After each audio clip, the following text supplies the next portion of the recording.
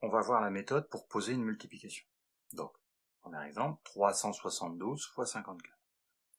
Donc, poser une opération, ça nous permet d'avoir la réponse parce qu'on n'arrive pas à le faire de tête. Donc, on va poser 372 et en deuxième ligne, on met 54. Alors, il n'y a pas d'obligation à être parfaitement aligné sur les chiffres des unités, puisque on ne fonctionne pas comme l'addition ou la soustraction. Alors, on va commencer avec on va prendre le chiffre des unités du 54 et on va le multiplier à tous les chiffres qui composent 372 en commençant par la droite. Donc, 4 fois 2, 8. 4 fois 7, 28. Donc on prend le 8 et en retenue, on va mettre les deux dizaines. 28, donc les deux dizaines. 4 fois 3, 12. Plus les deux de la retenue, 14.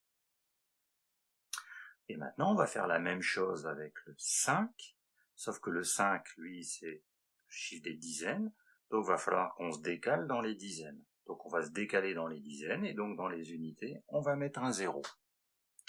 5 fois 2, 10. J'ai donc la retenue pour la dizaine. Donc je vais séparer mes deux lignes de retenue.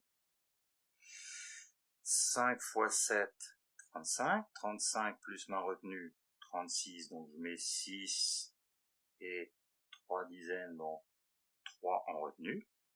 5 fois 3, 15. 15 et 3, 18. Maintenant, les deux nombres que j'ai obtenus, je vais les additionner. Donc 8, 0, 8. Chose. 4 et 6, 10. Je mets le 10. J'ai une retenue pour la dizaine. 8 et 2, 10. J'ai une retenue. 1 et 1, 2.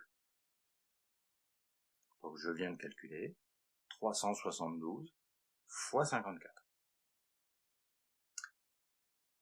Quand je pose ma multiplication, je préfère sur le nombre du bas avoir moins de chiffres que sur le nombre du haut. Ça me permet d'éviter de rajouter une ligne pour mon calcul. Donc, cette fois-ci, je vais multiplier des nombres décimaux.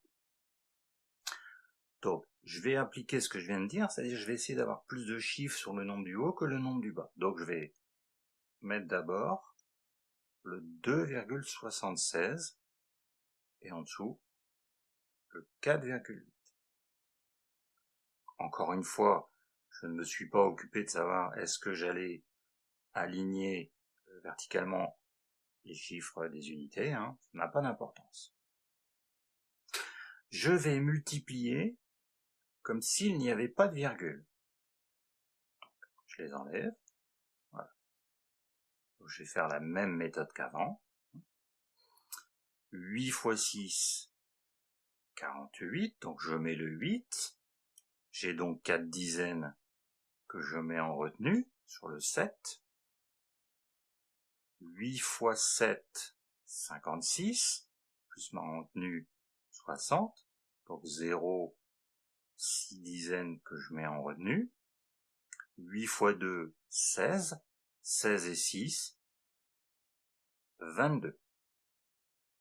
Je vais faire la même chose avec 4 qui est dans les dizaines, donc je vais me décaler. Je mets un 0, j'arrive dans les dizaines. 4 fois 6, 24. 4, 2 dizaines, donc 2 en retenue. 4 fois 7, 28. 28 et 2, 30.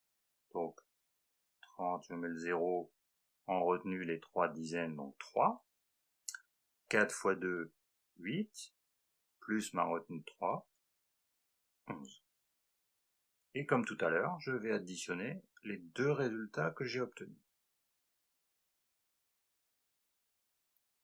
8 plus 0, 8, 0 plus 4, 4, 2 plus 0, 2, 2 plus 1, 3, 1, puisque là c'est 0, 1. Donc, si j'ai pas de virgule, je trouve 13 248. Je remets mes virgules. Là, j'ai deux chiffres après la virgule. Et là, j'en ai un. Donc en tout, si je compte, j'ai 3 chiffres après la virgule. Je regroupe ces deux-là, ça fait 3 chiffres. Du coup, dans mon résultat, je vais mettre 3 chiffres après la virgule, et donc je vais mettre la virgule entre le 3 et le 2 pour avoir 3 chiffres après la virgule. Voilà. Donc, que je multiplie des nombres entiers ou des nombres décimaux, la technique c'est la même, c'est juste à la fin, on vient rajouter cette histoire de virgule, de nombre de chiffres après la virgule.